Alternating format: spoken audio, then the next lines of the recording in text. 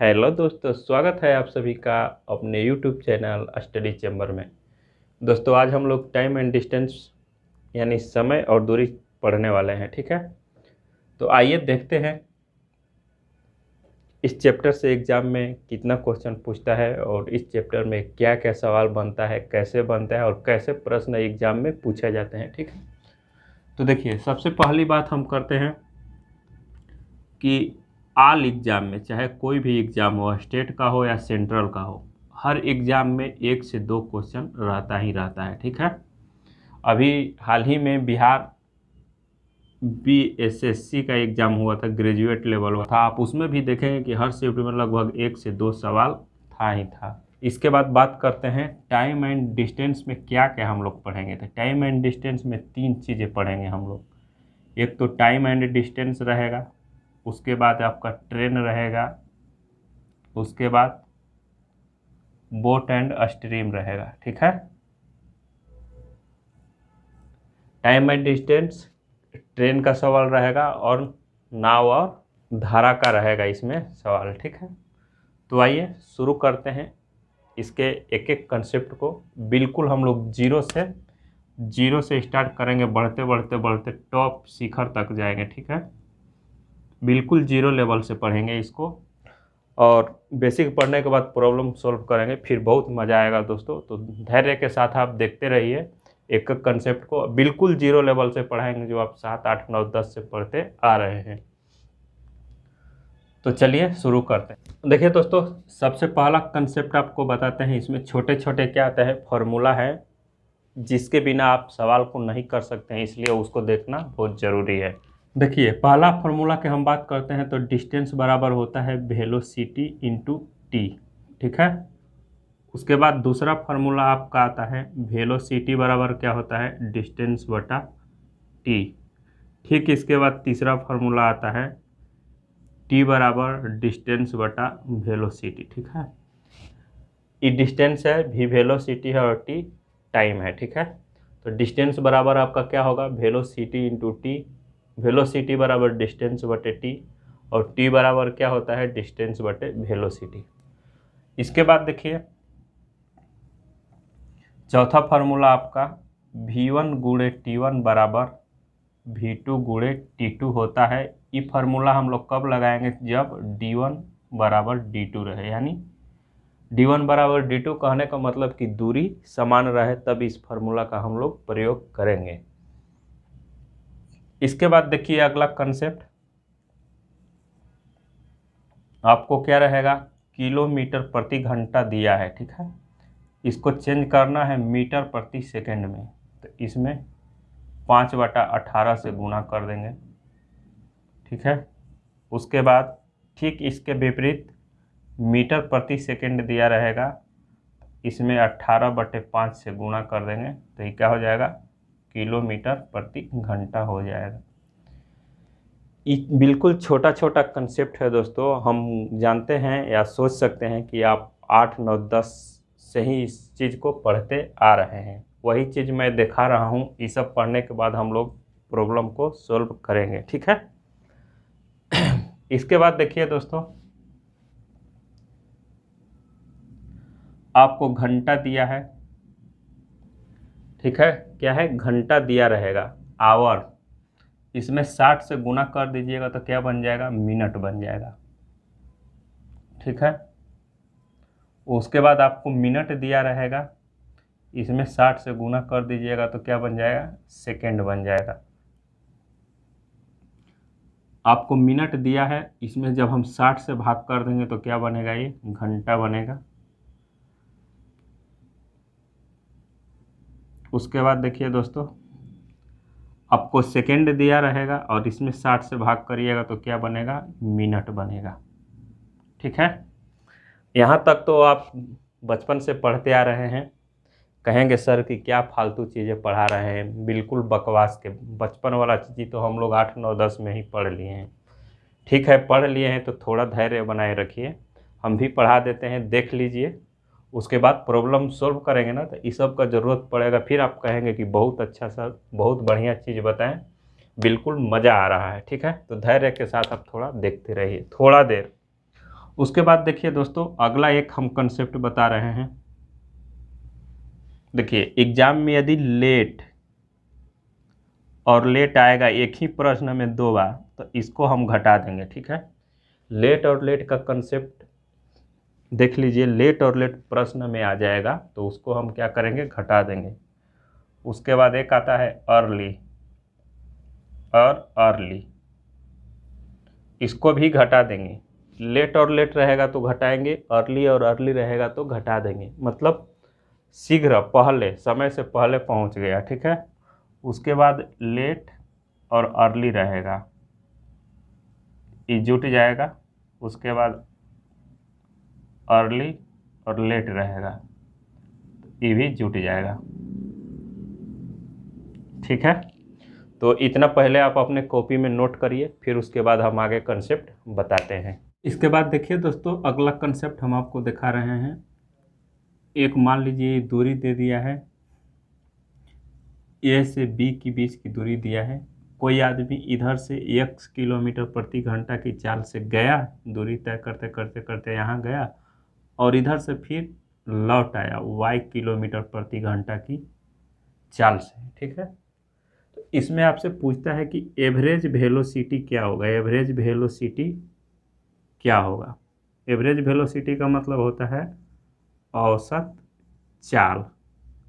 आपसे औसत चाल पूछेगा तो क्या करेंगे, देखिए 2xy बटा में x प्लस y कर देंगे। ठीक है, एवरेज वेलोसिटी क्या होगा, 2xy बटा में x प्लस y। अब चाल दिया है तो किलोमीटर प्रति घंटा हो सकता है या मीटर प्रति सेकेंड हो सकता है, दोनों हो सकता है। इसमें आपका क्या होता है, d1 बराबर d2 रहता है। दूरी क्या रहता है, सेम रहता है। देखिए वही दूरी को तय किया है, फिर रिटर्न भी उसी दूरी को आया है, तो d1 बराबर d2 रहेगा। ठीक है, एक अगला कंसेप्ट देखिए दोस्तों। एक दूरी है, इसको कोई x किलोमीटर प्रति घंटा की चाल से चला और यहाँ पहुँचा तो यहाँ से y किलोमीटर प्रति घंटा चाल कर दिया। फिर यहाँ पहुँचा तो z किलोमीटर प्रति घंटा की चाल से चलने लगा। तो फिर इसमें पूछता है आपका कि एवरेज वेलोसिटी क्या होगा, औसत चाल। अभी हम देखें, x से गया और y से आ गया। इसमें क्या है, x से जा रहा है, फिर चाल बदल दे रहा है, फिर चाल बदल दे रहा है। तो इसमें आपका एवरेज वेलोसिटी, औसत चाल पूछेगा तो क्या होगा, तो देखिए 3xyz बटा में xy plus yz plus zx हो जाएगा। और एक चाल है तो किलोमीटर प्रति घंटा रहेगा या फिर मीटर प्रति सेकेंड रहेगा, डाटा जिसमें दिया रहे। ठीक है, तो ये मेरा होता है एवरेज वेलोसिटी निकालने का तरीका। जब इस टाइप से दिया रहेगा तब एक फार्मूला आप और देख लीजिए। एवरेज वेलोसिटी बराबर क्या होता है, एवरेज वेलोसिटी बराबर जितना डिस्टेंस दिले रहेगा, टोटल डिस्टेंस बटा में टोटल टाइम कर देंगे। जितना टाइम लगेगा उसको एवरेज वेलोसिटी कहेंगे। ठीक है, देखिए दोस्तों, अभी तक हम जितना आपको बताए हैं कंसेप्ट या टर्म्स, इस सब किसका था, तो टाइम एंड डिस्टेंस का था। हम आपको पहले ही बताए हैं कि टाइम एंड डिस्टेंस में 3 चैप्टर पढ़ेंगे। एक तो टाइम एंड डिस्टेंस रहेगा, ट्रेन रहेगा और बोट एंड स्ट्रीम रहेगा। टाइम एंड डिस्टेंस 3 चैप्टर का मिश्रण है, हम पहले ही आपको बताए हैं। तो अभी तक देखिए 12-13 यहाँ तक तो हम आपको जितना कंसेप्ट बताए हैं, इससे टाइम एंड डिस्टेंस मेरा कंप्लीट हो जाएगा। अब जो यहाँ से हम बता रहे हैं कॉन्सेप्ट या टर्म्स, आपको ये कवर करेगा ट्रेन का। तो आइए इसके बाद हम अगला टर्म्स या कॉन्सेप्ट इसका देखते हैं। कॉन्सेप्ट नंबर आपको 15, 14 तक बता दिए थे। 15 क्या कह रहा है, एवरेज वेलोसिटी हम बताए थे टोटल डिस्टेंस बटा टोटल टाइम। ठीक है, तो यहाँ हम लोग देख लेते हैं फिर से वेलोसिटी बराबर क्या होता है। वेलोसिटी बराबर क्या होता है, देखिए वेलोसिटी बराबर होता है डिस्टेंस बटा टाइम। आप कहेंगे सर ये तो हमको बता दिए पहले ही। तो पहले हम आपको जो बताए थे वो टाइम एंड डिस्टेंस के रिस्पेक्ट में बताए थे। अभी जो हम बता रहे हैं ट्रेन के रिस्पेक्ट में बता रहे हैं। इसमें आपको डिस्टेंस कैसे आएगा, देखिए लेंथ दे ले रहेगा, length of the train. Train का लेंथ दे दिया तो वो दूरी हो गया बट्टे में। ये क्या है, टाइम है, तो दिले रहेगा टाइम ऑफ द मैन। कहेगा ट्रेन का लंबाई है और किसी आदमी को पार करती है, ठीक है। आदमी को पार करने में जितना टाइम ले ले या प्लेटफॉर्म को पार करने में जितना टाइम ले ले, किसी एक का दे ले रहेगा, ठीक है। उसके बाद देखिए दोस्तों, फिर वेलोसिटी बराबर डिस्टेंस बटे टी। ये सब हम किसके रिस्पेक्ट में देख रहे हैं, तो ट्रेन के रिस्पेक्ट में। अब क्या आएगा, देखिए लेंथ ऑफ द ट्रेन। एक ट्रेन का लेंथ दे दिया, इसी के साथ जोड़ के आएगा प्लेटफॉर्म का लेंथ, ब्रिज का लेंथ, टनल का लेंथ, ठीक है। कहेगा एक ट्रेन 200 मीटर लंबी ट्रेन 200 मीटर लंबे प्लेटफार्म को, तो दोनों दूरी क्या होगा, जुट जाएगा। जब दोनों का लेंथ दिया रहेगा तो दोनों दूरी क्या होगा, जुट जाएगा, तो वो दूरी हो जाएगा। फिर बटा में आपका क्या आएगा, टाइम के बारे में, तो टाइम ऑफ द आएगा प्लेटफार्म को पार करने में। ट्रेन कहेगा प्लेटफार्म को पार कर रही है इतना सेकंड में, या ब्रिज को पार कर रही है इतना सेकंड में, या टनल को पार कर रही है इतना सेकंड में। तो इस तरह से आपका क्या हो जाएगा, टाइम हो जाएगा। उसके बाद देखिए दोस्तों अगला कंसेप्ट, वेलोसिटी बराबर डिस्टेंस बटा टी। फिर आएगा तो क्या हो जाएगा, देखिए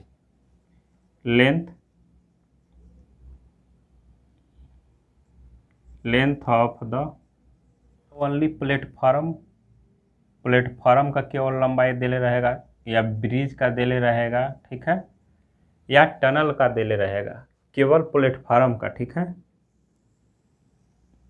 दे दिया कि ट्रेन 200 मीटर लंबे प्लेटफार्म को, केवल प्लेटफार्म का, ठीक है, या 200 मीटर लंबे ब्रिज को पार कर रही है, तो इसका टाइम क्या होगा फिर, 200 मीटर लंबे प्लेटफार्म को 20 सेकेंड 30 सेकेंड, तो क्या टाइम किसका आएगा, प्लेटफार्म का आएगा, ठीक है।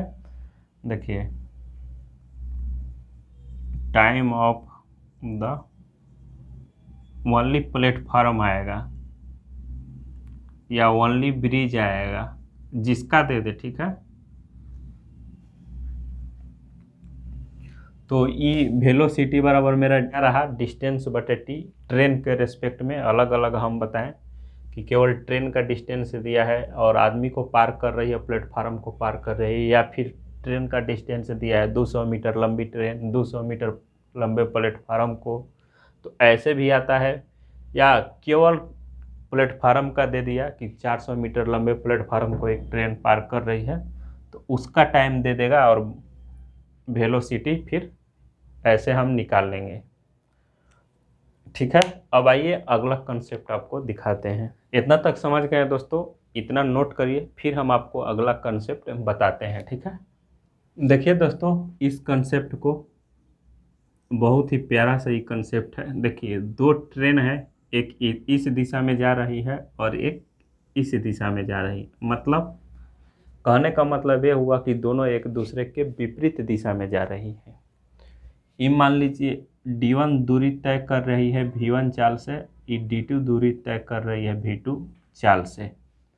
तो इस कंडीशन में क्या होगा, ऑपोजिट डायरेक्शन में क्या होगा, आपका रिलेटिव वेलोसिटी जो होगा ना दोस्तों, ये जुट जाएगा, V1 प्लस V2 हो जाएगा, ठीक है। और डिस्टेंस क्या होगा, D1 प्लस D2 हो जाएगा, ये भी जुट जाएगा। यानी ट्रेन जब ऑपोजिट डायरेक्शन में जाए तो रिलेटिव वेलोसिटी भी जुटता है और डिस्टेंस भी जुटता है, दोनों जुटता है। कब? जब ट्रेन एक दूसरे के विपरीत जा रही है। अगला देखिए, एक ट्रेन इधर जा रही है और दूसरा ट्रेन भी इधर ही जा रही है, यानी कहने का मतलब सेम डायरेक्शन में जा रही है। D1 दूरी V1 चाल से तय कर रहा है, D2 दूरी V2 चाल से तय कर रहा है। इसका क्या है डायरेक्शन? सेम डायरेक्शन है, सेम डायरेक्शन है।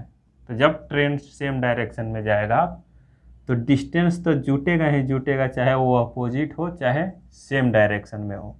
याद रखिएगा दोस्तों, डिस्टेंस हमेशा जुटता है, चाहे वो सेम डायरेक्शन में ट्रेन जाए चाहे अपोजिट डायरेक्शन में जाए। तो जो डिस्टेंस मेरा रहेगा वो क्या होगा? जुटता है। लेकिन सेम डायरेक्शन में रिलेटिव वेलोसिटी क्या होगा? तो V2 माइनस V1 हो जाएगा, यानी घट जाएगा, जहाँ आपका V2 बड़ा होगा V1 से। ठीक है, V2 का चाल अधिक होगा V1 से, तो अधिक चाल वाला में से इसको घटा देंगे। ये सेम डायरेक्शन के लिए कंसेप्ट रहा। तो ट्रेन का कंसेप्ट समझ गए दोस्तों, जब अपोजिट डायरेक्शन में जाए और सेम डायरेक्शन में जाए तो रिलेटिव वेलोसिटी क्या होता है और डिस्टेंस क्या होता है। देखिएगा दोस्तों, अगला कंसेप्ट है ट्रेन के रिस्पेक्ट में क्या है, गौर फरमाइएगा। ठीक है, मैं इसको बोर्ड पर लिखूंगा नहीं, केवल आपको बताऊंगा और आप सुन के लगे तो अपने कॉपी में नोट कर लीजिएगा। ठीक है, देखिए दोस्तों, कह रहा है यदि फास्टर ट्रेन स्लोअर ट्रेन को पार कर रही है। क्या है कंडीशन? यदि फास्टर ट्रेन स्लोअर ट्रेन को पार कर रही है, यानी तेज चलने वाला गाड़ी धीमी चलने वाली गाड़ी को पार कर रही है, तो इसका मतलब ये होता है कि दोनों ट्रेन एक ही दिशा में जा रही है। इसका मतलब ये होता है कि दोनों ट्रेन एक ही दिशा में जा रही है। अब आगे देखिए, परंतु क्वेश्चन में आपसे यह कहा जाए कि दोनों ट्रेन एक दूसरे को पार कर रही है, तो इसका मतलब क्या होगा कि दोनों ट्रेन एक दूसरे के विपरीत दिशा में जा रही है। जो चीज़ मैं बोल रहा हूं दोस्तों, इस चीज़ को ध्यान से सुन के अपने कॉपी में लिख लीजिएगा। वीडियो रोक रोक के लगे तो कॉपी में नोट कर लीजिएगा। ठीक है, फिर से मैं बोल देता हूं, एक बार आप सुन लीजिए ध्यान से। क्या बोले? यदि प्रश्न में आपसे कहा जाए कि फास्टर ट्रेन स्लोअर ट्रेन को पार कर रही है, तो इसका मतलब ये होता है कि दोनों ट्रेन एक ही दिशा में जा रही। परंतु ठीक इसके विपरीत क्या होता है? प्रश्न में आपसे यह कहा जाए कि दोनों ट्रेन एक दूसरे को पार कर रही है, इसका मतलब ये होता है कि दोनों ट्रेन एक दूसरे के विपरीत दिशा में जा रही है। ठीक है, अब आइए अगला कंसेप्ट को देखते हैं। ठीक है, देखिए दोस्तों, अगर प्रश्न में आपसे कहा जाए कि कोई ट्रेन किसी दूसरे ट्रेन में बैठे व्यक्ति को पार कर रही है, गौर फरमाइएगा दोस्तों, कह रहा है कि कोई ट्रेन किसी दूसरे ट्रेन में बैठे व्यक्ति को पार कर रही है, तो इसका मतलब यह होता है कि सिर्फ उतने टाइम में वह अपनी लंबाई पार कर रही है। ठीक है, फिर से सुनिएगा, अगर प्रश्न में आपसे कहा जाए कि कोई ट्रेन किसी दूसरे ट्रेन में बैठे हुए व्यक्ति को पार कर जाती है, तो इसका मतलब यह होता है कि उतने समय में सिर्फ वह अपनी लंबाई को पार करती है। परंतु ठीक इसके विपरीत क्वेश्चन में आपसे कह दे कि कोई ट्रेन किसी दूसरे ट्रेन को पार कर जाती है। ठीक है, कोई ट्रेन किसी दूसरे ट्रेन को पार कर जाती है, तो इसका मतलब यह हुआ कि वह ट्रेन उतने समय में अपनी लंबाई प्लस दूसरे वाले ट्रेन की लंबाई दोनों को पार करती है। ठीक है, यदि प्रश्न में आपसे कहा जाए कि कोई ट्रेन किसी दूसरे ट्रेन को पार कर रही है, तो उसी टाइम में उतने ही समय में वह ट्रेन अपनी लंबाई और दूसरी ट्रेन की लंबाई दोनों को पार कर जाती है। इसको वीडियो रोक रोक के दोस्तों फिर से मैं बोल रहा हूँ आपको कि नोट कर लीजिएगा कॉपी में, फिर इसको पढ़िएगा। ठीक है, देखिए दोस्तों, अभी तक हम जितना भी बताएं आपको, ये ट्रेन का कंसेप्ट था। अब यहाँ से आगे जब हम बढ़ते हैं तो आपको बताते हैं बोट एंड स्ट्रीम का कंसेप्ट। ठीक है। देखिए बोट एंड स्ट्रीम का कंसेप्ट बताते हैं। वेलोसिटी ऑफ करंट और वेलोसिटी ऑफ बोट, ठीक है। इसका मान लीजिए वेलोसिटी दिया है v1 और इसका वेलोसिटी दिया है v2, तो रिलेटिव वेलोसिटी क्या होगा? तो पहले तो ये समझ लीजिए कि इसका करंट का v1 दे दिया और बोट का v2 दे दिया, तो बोट जा किधर रहा है? तो ये जा रहा है आपको धारा की दिशा में, धारा की दिशा में, ठीक है। तो धारा की दिशा में आपसे रिलेटिव वेलोसिटी पूछेगा तो क्या होगा? तो v1 प्लस v2, धारा की दिशा में जाएगा ना तो जुट जाएगा। बोट का और करंट का दोनों का वेलोसिटी क्या होता है? जुट जाता है, और जुट के रिलेटिव वेलोसिटी बनाएगा v1 प्लस v2, ठीक है। अब अगला कंसेप्ट देखिए,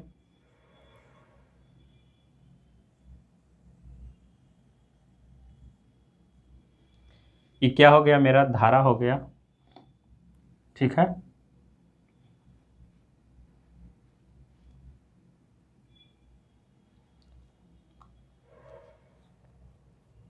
देखिए दोस्तों, यहाँ वेलोसिटी ऑफ सी दिया है v1 और वेलोसिटी ऑफ बोट दिया है v2, ठीक है।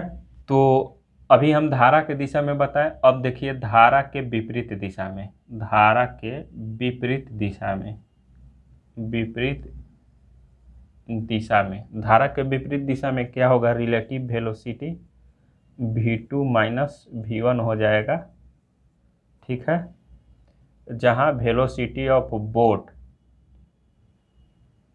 बड़ा होगा वेलोसिटी ऑफ करंट से, बोट का जो चाल होगा वो ज़्यादा होगा करंट से, तो v2 माइनस v1 करेंगे, ठीक है। देखिए दोस्तों, ये धारा की दिशा दिया है और ये क्या दिया है? धारा के विपरीत दिशा। तो इसको देख लीजिए, अंग्रेजी में बोलेंगे धारा की दिशा यानी डाउन स्ट्रीम हो जाएगा, और धारा के विपरीत ही हो जाएगा अप स्ट्रीम, ठीक है। देखिए दोस्तों, वेलोसिटी ऑफ शिप पूछता है एक, और वेलोसिटी ऑफ बोट पूछता है, बोट के जगह मैन भी दे सकता है, ठीक है। तो वेलोसिटी ऑफ सी, करंट की चाल क्या होगा, आदमी का चाल, और नाव की चाल क्या होगा, ये बताना है, ठीक है। तो देखिए, जब आपसे वेलोसिटी ऑफ सी पूछे ना, तो इसका फॉर्मूला होता है दोस्तों velocity of D minus, D का मतलब आप डाउन कर लीजिए, माइनस वेलोसिटी ऑफ अप बटा में 2 कर देंगे। कब? जब वेलोसिटी ऑफ करंट पूछेगा। धारा की चाल पूछेगा तो वेलोसिटी ऑफ डाउन, डाउन दिशा की चाल, और अप दिशा की चाल घटा के -2 करेंगे। जब हमसे वेलोसिटी ऑफ बोट या मैन पूछेगा, ठीक है, बोट की चाल या आदमी की चाल पूछेगा तो क्या करेंगे? देखिए, velocity of down plus velocity of up और बटा में 2 कर देंगे। ये दो फार्मूला बहुत ही कामगार है दोस्तों, किसके लिए? तो जब हम बोट एंड स्ट्रीम का क्वेश्चन को सोल्व करेंगे उसके लिए, ठीक है। तो यहाँ तक मेरा बेसिक था, बेसिक कंप्लीट हो गया। अब आइए फटाफट हम लोग क्वेश्चन को लगाते हैं, फिर आपको देखिएगा कैसे मज़ा आएगा, ठीक है। तो लीजिए, हम आपके लिए पहला क्वेश्चन लेके आते हैं। देखिए दोस्तों, लीजिए पहला क्वेश्चन आपके सामने बोर्ड पे है, और अब मज़ा आने वाला है। अभी तक जितना देर तक हम चिल्ला चिल्ला के आपको बेसिक बताए हैं, उसी सब बेसिक का प्रयोग करते हुए इस क्वेश्चन को हम लोग चुटकियों में सोल्व करेंगे। तो दिमाग खोल के रखिएगा, बिल्कुल शांत रहेगा, और देखिए अपने बेसिक को याद करिए, ठीक है।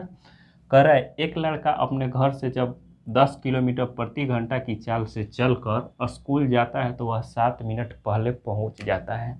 हम पहले का मतलब बताए थे अर्ली, अर्ली कितना दिया है? 7 मिनट, ठीक है। लेकिन जब वह 6 किलोमीटर प्रति घंटा की चाल से चलकर स्कूल जाता है तो 5 मिनट देर से स्कूल पहुंचता है। लेट हो जाता है कितना दोस्तों? तो 5 मिनट। तो इस टाइप का कंडीशन आया था, देखिए अर्ली और लेट। तो हम क्या बताए थे, इसको क्या करना है, जोड़ना है। तो इसको जोड़ दीजिए फट से, 7 और 5 12 मिनट हो गया, ठीक है।